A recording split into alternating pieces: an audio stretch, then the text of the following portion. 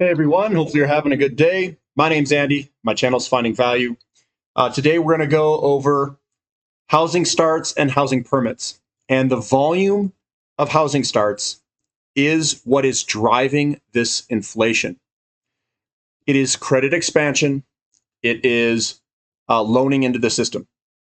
So I'm going to go over and update you guys on housing starts and on building permits because usually building permits leads housing starts. This is the thesis of the channel. This is our market conditions. This is the precursor to inflation. If this continues to remain strong and the volumes remain high, we will continue to have inflation. And this, with this continuing to be at good levels, it's going to increase interest rates eventually. They will continue to go up. So this is our driver, and this is what we're watching in the market for our market conditions. And this is what's driving our ratios to change from stocks and bonds being favorable under certain market conditions to commodities. So here's an article. It says U.S. housing starts unexpectedly rise in December. No, they did not unexpectedly rise. Building permits surge. Exactly. Building permits surge. U.S. home building increased to a 9-month high in December amid a surge in multifamily housing projects, but soaring prices for materials after the government nearly doubled duties on imported Canadian softwood lumber could hamper activity. Yeah, they probably want to slow the housing market down. Housing starts rose 1.4% to a seasonally adjusted annual rate of 1.702 million units last month, the highest level since March. The volatile multifamily housing segment accounted for the rise in home building last month, with starts for building with 5 units or more surging 13.7% to a rate of 524,000 units. And they show this guy. He's up there hitting it with some nails. So I'm not going to go too much into this, but there is a huge backlog. The Trump administration initially imposed 20% duties on Canadian softwood lumber in 2018 after the collapse of talks on a new quota arrangement, but reduced the level in December of 2020 to 9%. There's a backlog of houses authorized for construction but not yet started, shot up 1.1% to a rare of 270,000 last month, the highest on record.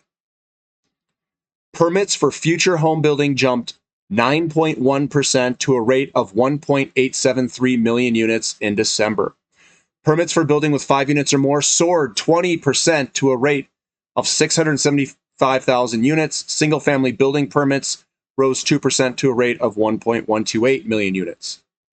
The acute shortage of homes available for sale is supporting home building, but rising mortgage rates, supply constraints, together with higher house prices could make home purchasing less affordable. Well, it's going to make it less affordable. That we know. The 30-year fixed-rate mortgage averaged 3.45% during the week ending January 13th, up from 3.22% the prior week. That's a pretty big jump in 1 week. Mortgage rates have risen as financial markets price in an interest rate increase from the Federal Reserve as early as March amid high inflation and a labor market that is at or near maximum employment. With mortgage rates already rising with several Fed rate hikes cocked and ready, this year is likely to be sideways at best for residential home builders. It will be interesting to see if higher mortgage rates cool the housing bubble in prices, because the lack of new supply will likely remain the dominant trend for another year. And I agree with that. I agree with all this. So when looking at the housing unit starts, we went to 1.702 million. They just updated this. It's right there on the right-hand side, and we are still remaining at elevated levels. Anything over about 1.4 million, I would say, is an expansionary phase of real estate for housing starts. This is the permits, and the permits are surging.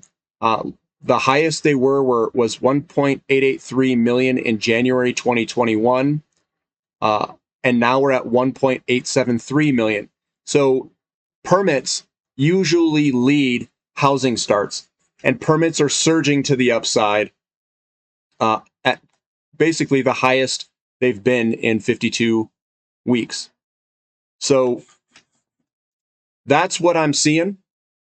It is in support of the thesis, and I suspect that housing is going to remain robust. I do not think interest rates will derail this unless they go way high. So I think the small interest rate hikes that they're going to do are not going to derail it. I don't even think it's really going to slow it down because of our shortages are so big. We are at the beginning of a expansionary phase of real estate. This is where rates are the least sensitive because you have the greatest imbalance in the market. Rates become a lot more sensitive at the end of the bull market when the inventory becomes a lot better balanced. So my opinion and the way that I view this is that interest rates are the least sensitive. The housing market's the least sensitive to interest rates at the beginning of a expansionary phase of real estate. Homes will become less affordable, but that's the whole reason of trying to find a balance in the market. If you have a large deficit in homes, they have to become less affordable to price out the maximum amount of people to be priced out is at this time. So we have to price out the most amount of people right now because homes are too affordable. There's too many people and too few homes. So therefore, it's too affordable if you've got multiple people going after a few homes. So that's my take on it. If you guys like this analysis, give me a thumbs up. Subscribe to the channel if you haven't already. And thank you for listening. This is Finding Value.